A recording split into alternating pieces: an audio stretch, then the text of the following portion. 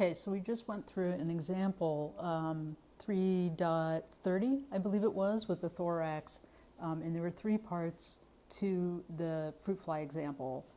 So what I've done here is I'm just going to show you how to do this in Excel now that we've done it by hand. So now we're going to do it in Excel. Whoops, sorry about that. So I've set it up so that we have A, B, and C along the top here. And then I've broken it out to the mean, the standard deviation, X, X, and the condition. And the condition is really, is it less than, is it greater than, or is it in between something? So in part A, they were asking what the proportion of fruit flies or measurements fell below 0.6. And so if we were to do this in our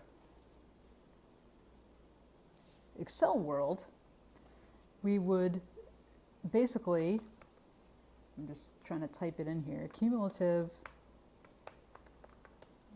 hopefully I spelled that right, proportion. So in the first case, we're going to use a function called norm.dist, which is, if you type norm, you're going to get a bunch of different ones. We're actually, for this exercise, we're using that first one.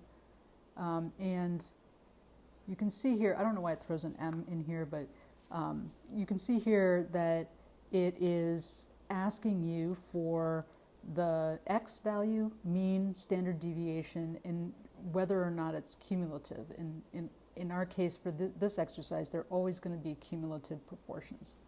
So X, I can actually do this as, a function, a true function, where I can change things. So X is 0.6, so that's X. Now I'm looking for the mean, so I'm going to click on the 0.8, and the standard deviation, which is 0.078 right there. And then, yes, I want this to be cumulative. Now I'll hit return, and there we are. I get 0.5005172, which is roughly 0.52%. I can represent this as a percent just by, there. I had to go out a few decimal places, but yeah, so this is 0.52%. So I'm going to do the same thing for part B. So in this case, we're looking for values above 0.9. So it's a little different because remember, when we look at the chart, it's always assuming the left of whatever the target is. So whatever we come up with here, we're going to have to subtract 100 from it, or subtract it from 100. So let's just start simple. So we're going to still do the normal distribution, and still don't know why it puts the M there, but and then we're going to pick the column B. So the X is going to be 0.9. The mean is going to be 0.8, same. And the standard deviation is 0.078. And yes, it is cumulative. Now, we have this normal distribution, but as I said, we're looking to the right of the point in question. Something just happened, sorry.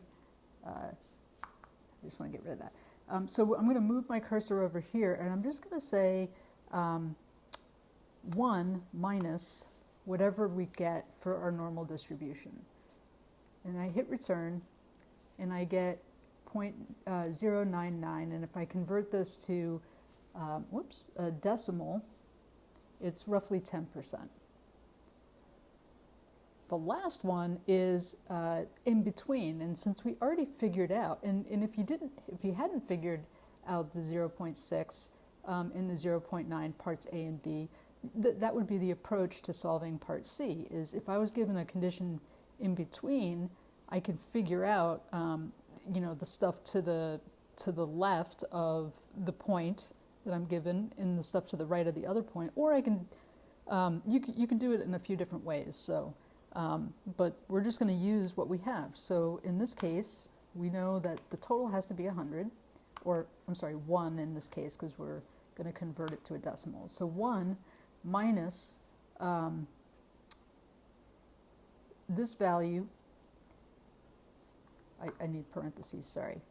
This value plus this value, this value. And the reason why I have parentheses is really the order of operations. You want to make sure that the B7 and C7 get added first. And here we have 89.49%, which is roughly, 89%. And so that's how you do it in Excel.